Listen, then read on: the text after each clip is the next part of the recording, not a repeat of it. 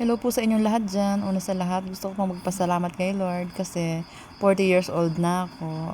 Ang saya-saya, no? Tumatanda na ako. 20 years na lang, magsi-senior citizens na ako.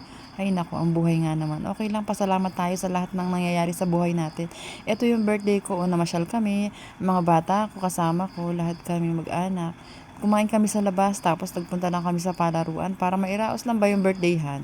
Ay, ito yung cake. Salamat nga po pala kay Ma'am Joy Charity. Thank you po sa pa-cake mo. Napakabait mo po talaga. Ang sweet-sweet niyo po. Sobrang touch po ako sa birthday ko at natutuwa po ako kasi may nakilala po ako na kagaya mo. Nakakatuwa po talaga yung nangyari sa amin ng birthday ko. Ang gulo-gulo po ko kaya po ito. Wala po ako masyadong video at mga pictures. Kami mag-anak po ay kumain lang sa labas at nagpunta sa palaruan.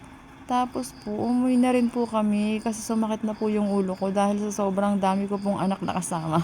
Happy birthday po sa akin. Salamat po sa nagbigay ng cake, Ate Joy Charity. Thank you po. God bless you always po. Temwa.